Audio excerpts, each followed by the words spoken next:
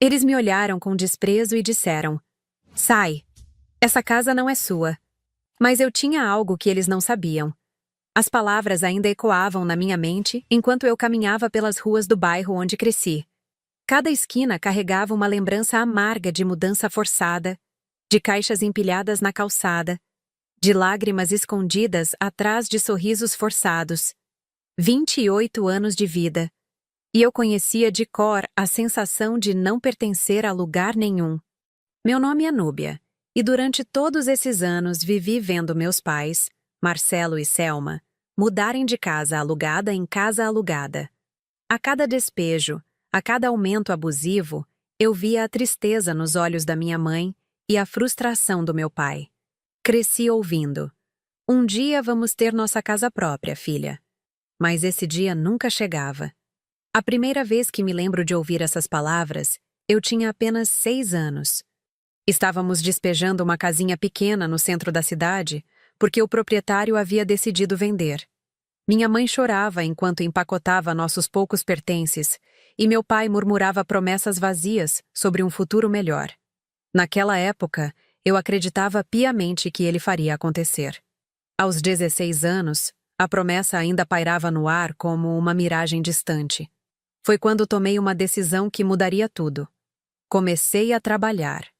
Enquanto meus colegas de escola gastavam com roupas da moda e idas ao cinema, eu guardava religiosamente cada centavo que conseguia.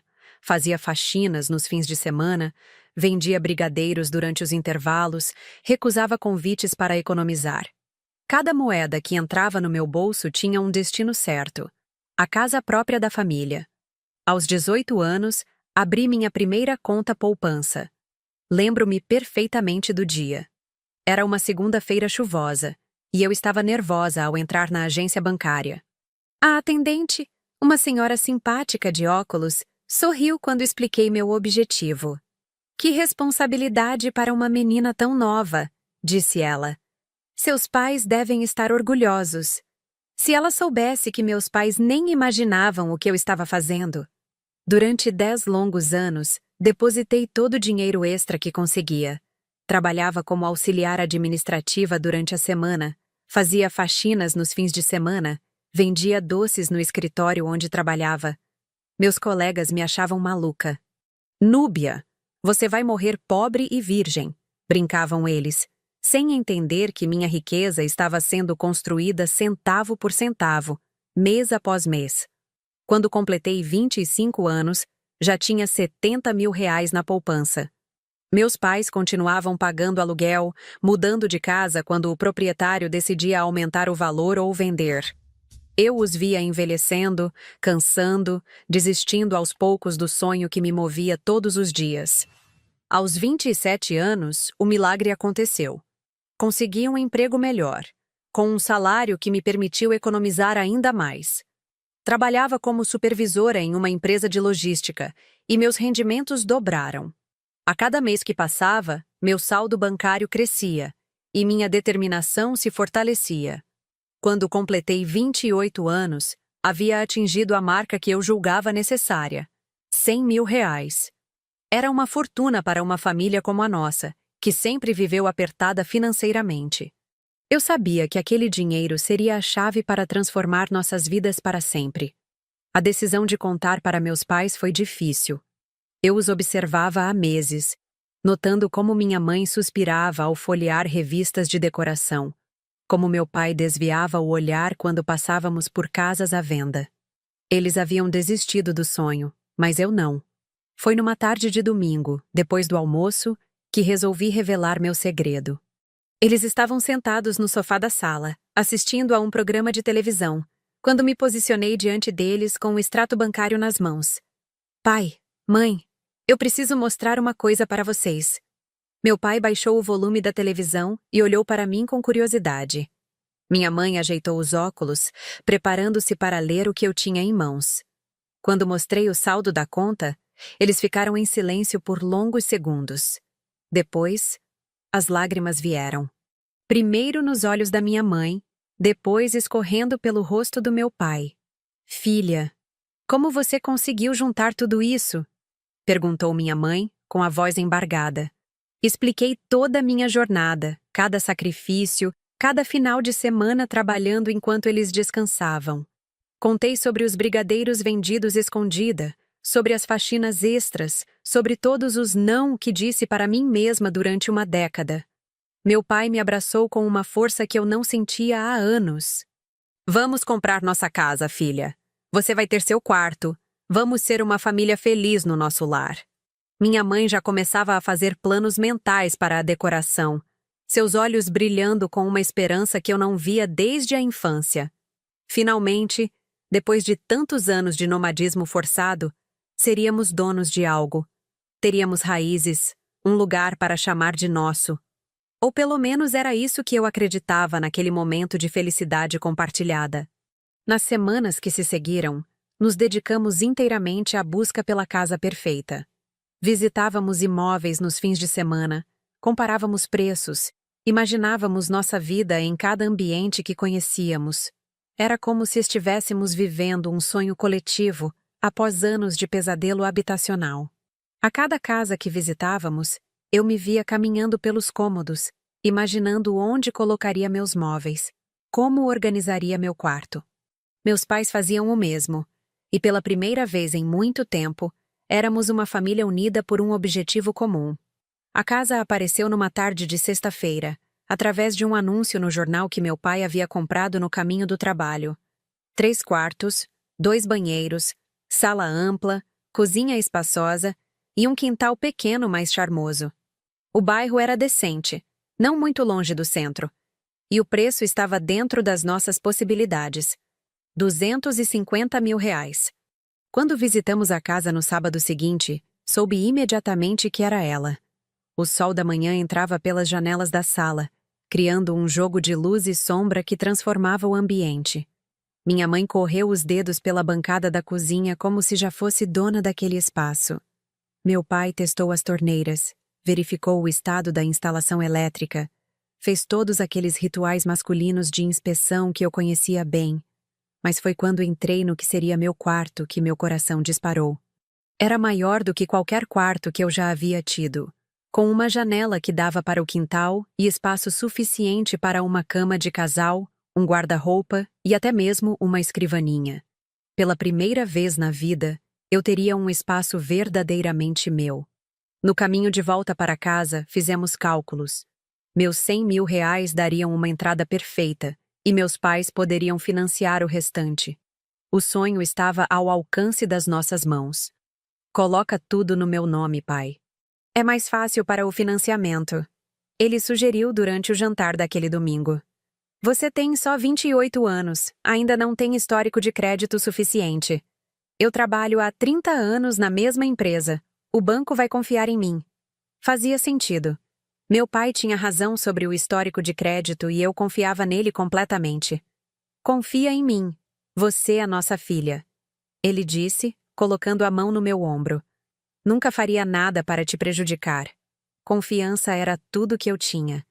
Havia passado 10 anos da minha vida economizando para aquele momento, e agora estava prestes a entregar tudo nas mãos do homem que me criou. Parecia natural, óbvio até. Na segunda-feira seguinte, marcamos com o corretor para assinar os papéis preliminares. Eu estava nervosa, mas também eufórica. Finalmente, nossa família teria um lugar para chamar de lar. O processo foi mais rápido do que eu imaginava. Meu pai assinou todos os documentos, eu transferi meus R$ 100 mil para a conta dele, e o banco aprovou o financiamento do restante em questão de dias. Era como se o universo estivesse conspirando a nosso favor. A casa era nossa. Ou pelo menos era isso que eu pensava enquanto recebíamos as chaves das mãos do antigo proprietário. Nos mudamos numa quinta-feira ensolarada. Eu havia pedido folga no trabalho para ajudar com a mudança, e pela primeira vez em anos, senti que estava realmente chegando em casa. Carreguei cada caixa como se fosse um tesouro, organizei cada cômodo com o carinho de quem estava construindo seu primeiro lar. Na primeira semana, tudo parecia perfeito. Acordávamos cedinho para arrumar os últimos detalhes, comprávamos cortinas juntos, escolhíamos cores para pintar as paredes. Era como se estivéssemos vivendo uma lua de mel familiar. Mas foi também na primeira semana que começaram os comentários estranhos. Essa casa é nossa conquista, dizia minha mãe para as vizinhas que vinham nos conhecer, sem me mencionar. Trabalhamos a vida inteira para isso, completava meu pai, como se eu não estivesse ali, como se meus 10 anos de economia não tivessem existido.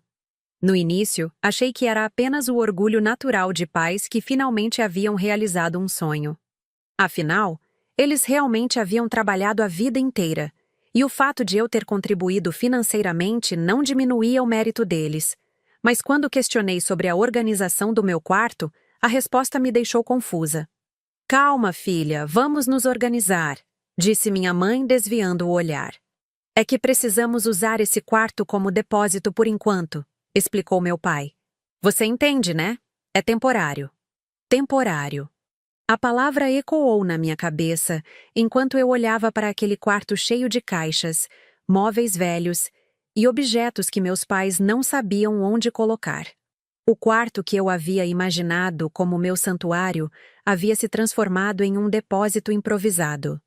Você pode ficar na sala por enquanto, sugeriu minha mãe, como se fosse a coisa mais natural do mundo.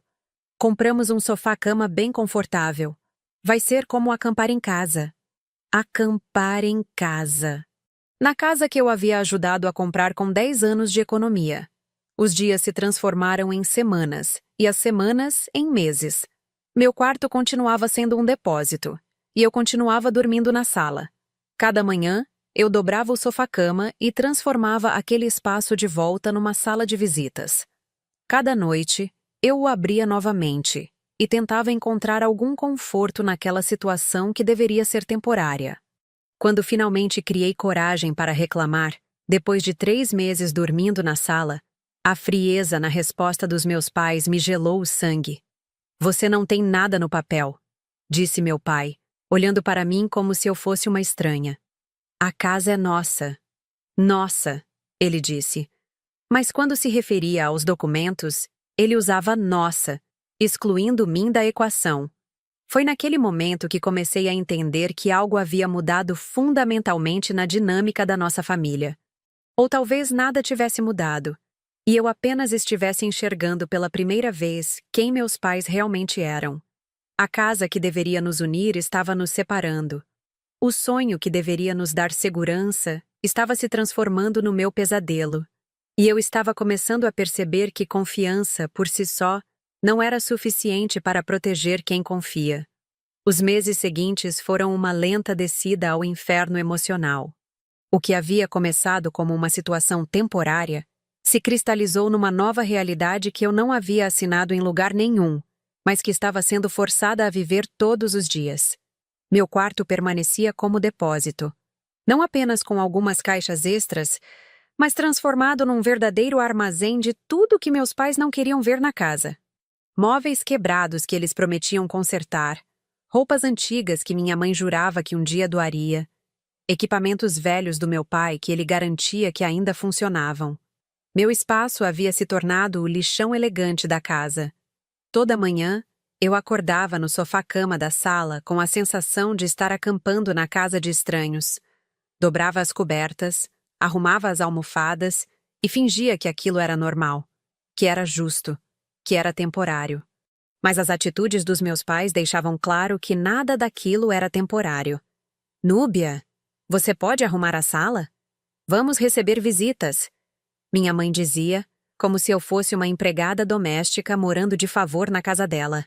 Filha, tenta não fazer barulho muito tarde. A televisão da sala incomoda nosso sono. Pedia meu pai, como se eu estivesse abusando da hospitalidade deles ao assistir televisão na sala da casa que eu havia ajudado a comprar. O pior eram as visitas.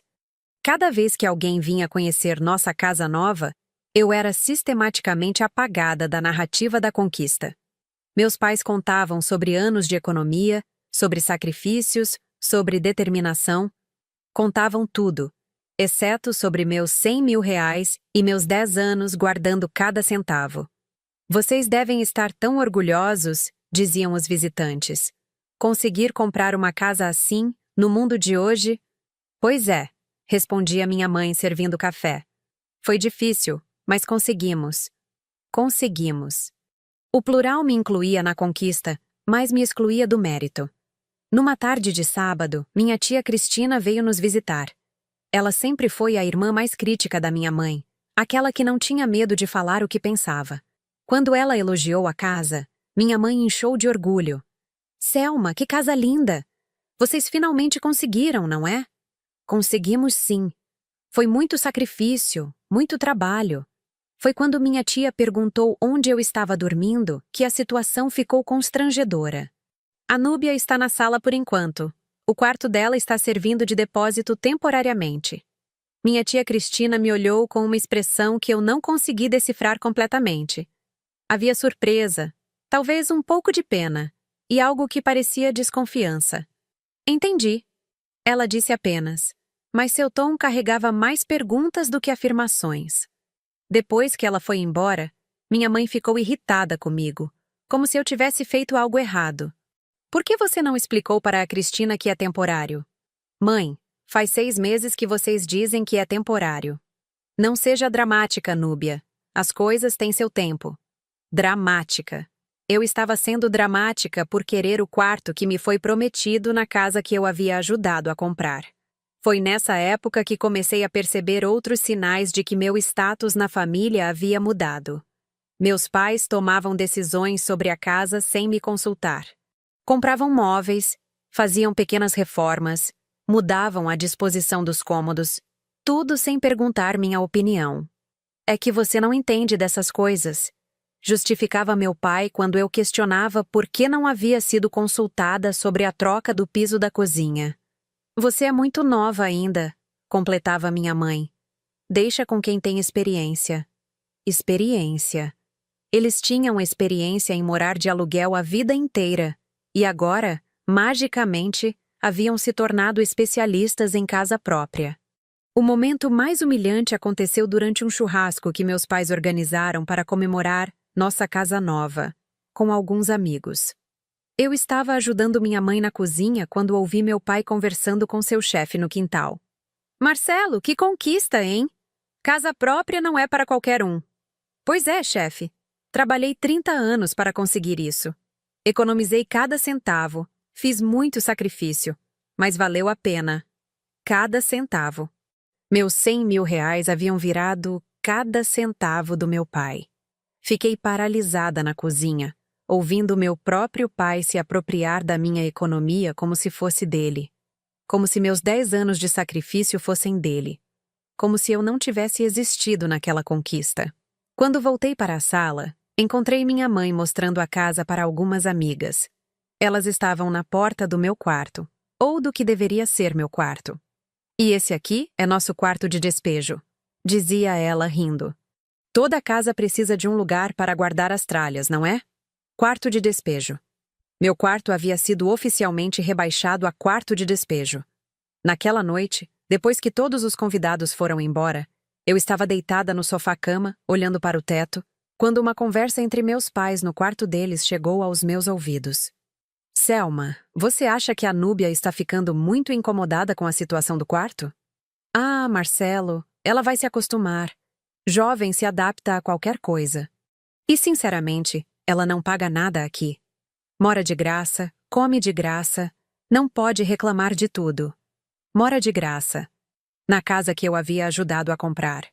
Come de graça. Com o dinheiro que sobrava porque eles não pagavam mais aluguel, graças à minha entrada. Naquela madrugada, enquanto eles dormiam tranquilamente no quarto de casal que minha economia havia ajudado a conquistar, eu fiz uma promessa para mim mesma. Eu não seria mais a filha boazinha que aceita tudo calada. Não seria mais a menina que confia cegamente e deixa os outros decidirem seu destino. Pela primeira vez desde que nos mudamos, comecei a pensar em alternativas, em proteções, em maneiras de não deixar que me transformassem numa estranha na minha própria conquista. O que eles não sabiam é que durante todos aqueles anos economizando, eu havia aprendido mais do que apenas guardar dinheiro. Havia aprendido a me proteger, a documentar, a não confiar completamente nem mesmo naqueles que eu amava. E essa lição seria mais valiosa do que qualquer quantia que eu pudesse ter economizado. A descoberta da minha tábua de salvação não foi acidental. Havia algo que meus pais não sabiam. Durante todos esses anos aprendendo a economizar, eu também havia desenvolvido outros hábitos de proteção. Um deles era documentar tudo o que considerava importante.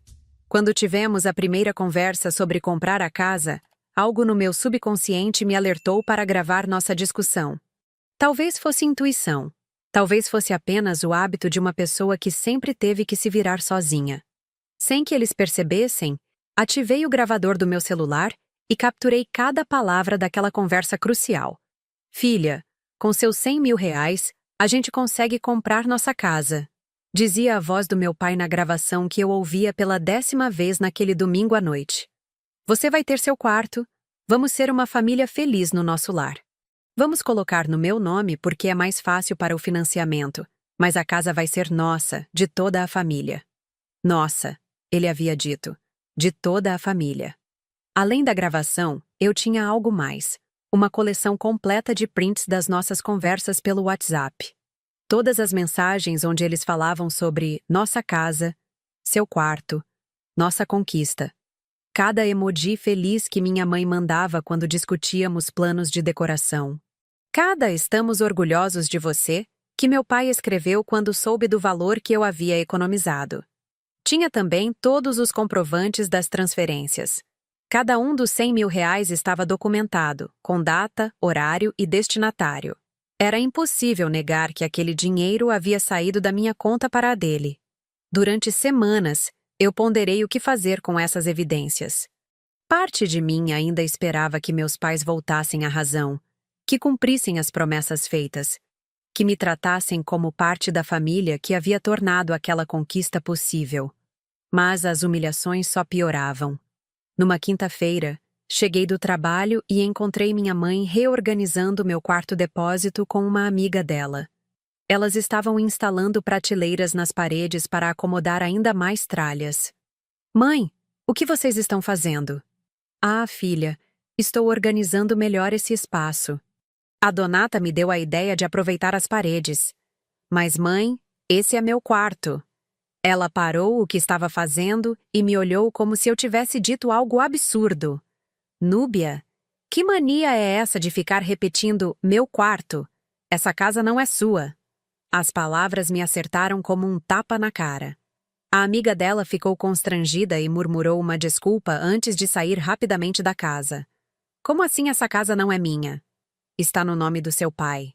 Ele pagou, ele assinou, é dele. Você mora aqui porque é nossa filha, mas a casa não é sua. Naquela noite, depois de mais uma discussão que terminou com meus pais me tratando como uma criança mimada que não entendia como as coisas funcionam na vida real, tomei minha decisão. Na sexta-feira seguinte, durante meu horário de almoço, procurei um escritório de advocacia no centro da cidade. Era um lugar pequeno, mas o advogado, Dr. Roberto, me pareceu competente e honesto. Expliquei toda a situação e mostrei minhas evidências. Ele escutou em silêncio, ocasionalmente fazendo anotações, até que terminei meu relato. Núbia, você tem um caso muito sólido, ele disse, ajustando os óculos. Com essas gravações e esses comprovantes, fica caracterizada claramente uma sociedade de fato. Você contribuiu financeiramente para a aquisição do imóvel com base em promessas específicas. Isso tem amparo legal. E o que isso significa na prática? Significa que, mesmo com a casa estando no nome do seu pai, você tem direito a uma parte proporcional do imóvel. Com uma entrada de 100 mil reais numa casa de 250 mil, você teria direito a 40% do valor. 40%. Era mais do que eu havia imaginado. Doutor, quanto tempo leva um processo desses? Com as evidências que você tem? Poucos meses. É um caso muito claro. E meus pais? Eles vão ser obrigados a me pagar? O juiz provavelmente determinará a venda do imóvel para que você possa receber sua parte. A menos, é claro, que eles tenham dinheiro para te ressarcir diretamente. Saí do escritório do Dr. Roberto com uma sensação estranha, misturando alívio e tristeza. Alívio porque finalmente havia uma saída para aquela situação humilhante. Tristeza porque havia chegado ao ponto de ter que processar meus próprios pais. Quando cheguei em casa naquela tarde, meus pais estavam na sala, assistindo televisão como se nada tivesse acontecido. Como se não tivessem passado meses me tratando como uma intrusa na casa que eu havia ajudado a comprar. "Onde você almoçou hoje?" perguntou minha mãe sem levantar os olhos da tela. "No centro." "Gastou dinheiro à toa de novo? Podia ter almoçado aqui." Aqui, na casa dela, onde eu morava de favor. Naquela noite, enquanto me preparava para mais uma noite no sofá-cama, fiz meus últimos cálculos. Se o Dr. Roberto estava certo, e se eu realmente tinha direito a 40% da casa, eu sairia daquela situação não apenas com minha dignidade, mas também com mais dinheiro do que havia investido inicialmente. A casa havia se valorizado desde que a compramos. O que eu havia pago 250 mil agora valia pelo menos 350 mil, segundo as imobiliárias da região. 40% disso seria 140 mil reais. 40 mil a mais do que eu havia investido. Dinheiro suficiente para comprar minha própria casa. Menor, talvez, mas verdadeiramente minha. Na segunda-feira seguinte, autorizei Dr. Roberto a dar entrada no processo. Ele havia me explicado que meus pais receberiam uma citação judicial em alguns dias e que então teríamos que aguardar a decisão do juiz. "Você tem certeza, Núbia? Uma vez que iniciarmos o processo, não há volta. Seus pais vão saber que você os processou." "Tenho certeza, doutor. Eles que não me deixaram escolha." O que meus pais não sabiam é que, enquanto eles dormiam tranquilos achando que haviam me enganado definitivamente, eu estava construindo minha liberdade. Documento por documento, evidência por evidência. E essa liberdade chegaria mais cedo do que eles imaginavam. A intimação chegou numa terça-feira chuvosa. Eu estava no trabalho quando meu celular tocou 3 vezes seguidas. Primeiro minha mãe, depois meu pai, depois minha mãe novamente. Atendi na 4ª ligação. "Núbia, você precisa vir para casa agora." A voz da minha mãe estava alterada, entre o pânico e a raiva. Ao fundo, eu podia ouvir meu pai gritando algo sobre advogado e processo. "O que aconteceu, mãe?" "Chegou um papel aqui dizendo que você está nos processando. Isso é verdade?" Respirei fundo. Aquele momento havia chegado. É verdade. O silêncio do outro lado da linha durou longos segundos. Depois, ouvi minha mãe sussurrar algo para meu pai e o telefone mudou de mãos. "Núbia, volte para casa agora. Nós precisamos conversar." A voz do meu pai estava seca, autoritária. Era a voz que ele usava quando eu era criança e havia feito algo errado. "Pai, eu saio do trabalho às 5. Núbia, você vem para casa agora." Pedi dispensa no trabalho e peguei o primeiro ônibus de volta para casa. Durante todo o trajeto, meu coração batia acelerado. Não era medo exatamente, mas uma mistura de ansiedade e determinação. Finalmente, eles saberiam que eu não era mais a filha submissa que aceitava qualquer coisa calada. Quando cheguei, encontrei meus pais sentados à mesa da cozinha com a intimação aberta entre eles. A expressão nos rostos deles era uma combinação de choque, raiva e algo que eu nunca havia visto antes. Medo. "Senta", disse meu pai, apontando para a cadeira à minha frente. Permaneci de pé. "Explica isso aqui." Ele continuou, batendo com o dedo no papel. "Como assim sociedade de fato? Como assim você tem direito a 40% da casa? Vocês leram a intimação. Está tudo explicado lá." Minha mãe se levantou da cadeira, andando de um lado para o outro da cozinha. "Núbia, como você pode fazer isso com a gente? Somos sua família." "Família não mente uma para a outra, mãe." "Nós não mentimos para você." "Não? Então onde está meu quarto que vocês prometeram?" Meu pai bateu a mão na mesa. "Nós te demos teto, comida. Você mora aqui sem pagar nada. Com o dinheiro que sobrou porque vocês não pagam mais aluguel. Aluguel que vocês pararam de pagar graças aos meus 100 mil reais." Foi a primeira vez que vi meu pai sem resposta. Ele abriu a boca para falar, mas não saiu som algum. Minha mãe tentou outra abordagem. "Filha, a gente pode conversar." Pode arrumar seu quarto, pode... 8 meses, mãe! 8 meses vocês me prometendo que era temporário. Mas agora a gente arruma. Não precisa de processo, não precisa de advogado, somos família. Vocês tiveram 8 meses para me tratar como família. Escolheram me tratar como uma intrusa. Meu pai tentou retomar o controle da situação. Núbia, você vai cancelar esse processo agora.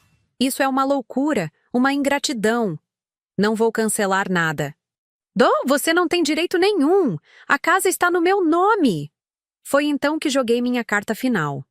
Pai, o senhor quer ouvir a gravação da nossa conversa sobre comprar a casa? Aquela onde o senhor prometeu que seria nossa casa, de toda a família? A cor sumiu do rosto dele.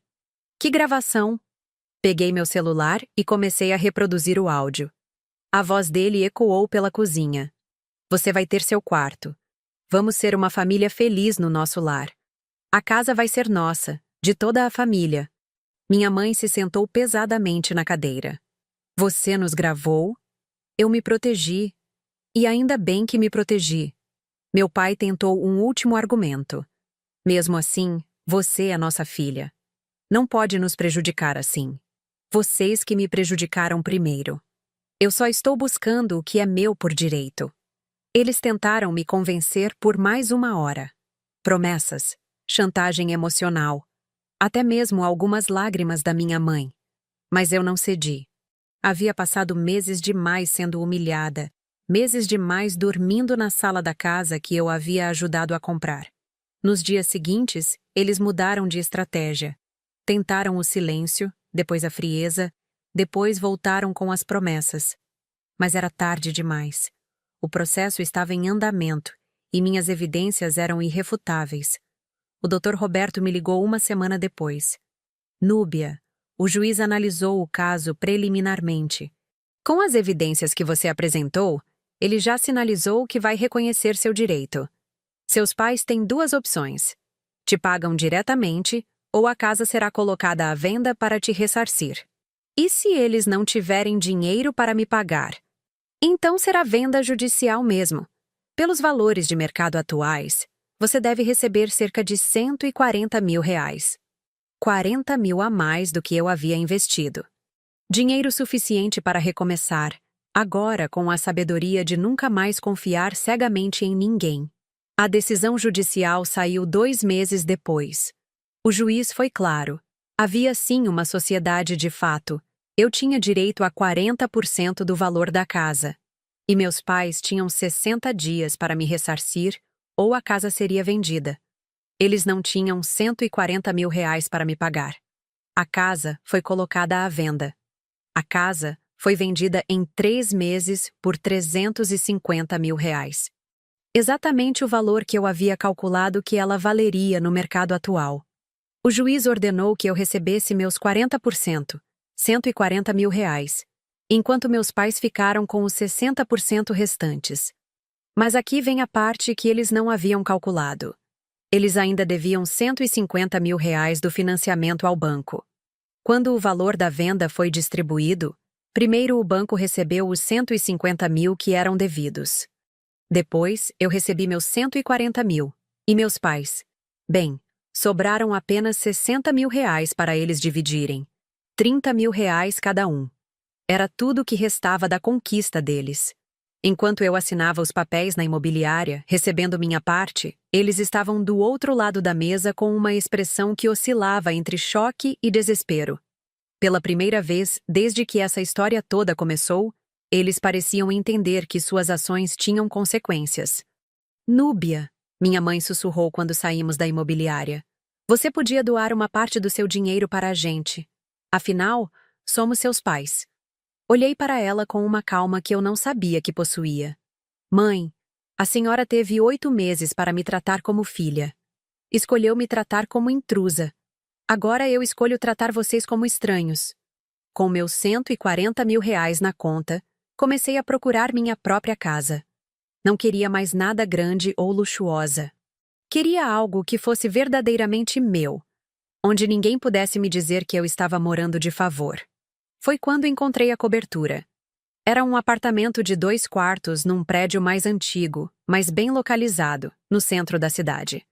O proprietário estava com pressa para vender e aceitou meus 140 mil como entrada de um imóvel que valia 400 mil.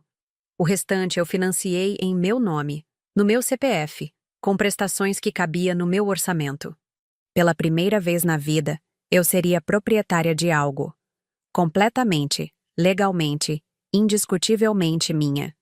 Enquanto isso, meus pais descobriram que 30 mil reais não dão para muito no mundo real. O dinheiro mal deu para quitar algumas dívidas que haviam acumulado. E eles não conseguiram nem alugar um apartamento decente. Tiveram que aceitar morar de favor com parentes distantes. A ironia era gritante. Eles que haviam me feito sentir como se eu estivesse morando de favor na casa que eu havia ajudado a comprar, agora estavam literalmente morando de favor na casa de outros. 3 meses depois de me mudar para minha cobertura, bateram na minha porta numa tarde de domingo. Eu estava arrumando meu home office quando ouvi a campainha. Olhei pelo olho mágico e os vi. Meus pais, com roupas amarrotadas e expressões humildes. Abri a porta, mas não os convidei para entrar. Filha, podemos conversar? Precisamos de um lugar para ficar. A voz do meu pai estava diferente, submissa. Era a voz de quem está pedindo um favor, não dando ordens. Olhei para eles na porta da minha cobertura, pensando em todos os meses que dormi na sala da casa que eu havia ajudado a comprar. Lembrei de cada humilhação. Cada "você não tem nada no papel". Cada "essa casa não é sua". Claro que podem ficar, respondi, vendo o alívio nos olhos deles. O sofá está disponível por 5 mil reais mensais. Primeira parcela adiantada. A expressão de alívio se transformou em choque. Núbia, 5 mil reais por um sofá? Isso é absurdo. Pai, o senhor me ensinou que quem não tem nada no papel não tem direito a nada. Vocês não têm nada no papel aqui. Eles tentaram argumentar, falar sobre família, sobre perdão, sobre recomeços. Mas eu havia aprendido bem a lição que eles mesmos me ensinaram. Documentos valem mais que promessas, e direitos legais são mais sólidos que laços sanguíneos. 5 mil ou nada, repeti. E só aceito pagamento adiantado. Eles saíram cabisbaixos. Hoje, 6 meses depois, moro sozinha nos meus 70 metros quadrados de puro silêncio e dignidade. Acordo todos os dias na minha cama, no meu quarto, na minha casa. Não preciso dobrar sofá-cama. Não preciso ouvir que estou morando de favor. Não preciso fingir gratidão por ocupar um espaço que eu mesma conquistei. Às vezes eles passam na portaria do prédio. O porteiro, seu Antônio, já tem ordens. A senhora não está para visitas. Não é vingança. É proteção. Eu aprendi que existem pessoas que só respeitam limites quando esses limites vêm acompanhados de consequências reais. Meus pais me ensinaram uma lição valiosa. Família é quem está escrito no papel. Agora meu nome está escrito na escritura da minha cobertura. O nome deles? Bem, não está escrito em lugar nenhum. E essa é a diferença entre quem constrói sua própria segurança e quem depende da boa vontade dos outros. Entre quem documenta seus direitos e quem confia apenas em promessas. Entre quem se protege e quem se entrega de corpo e alma. Hoje, quando olho pela janela da minha sala e vejo a cidade lá embaixo, entendo que a verdadeira liberdade não está em ter uma família que te aceita incondicionalmente. Está em ter condições de dispensar quem não te valoriza. Eles me deram o maior presente que poderiam dar. Me ensinaram a nunca mais precisar deles.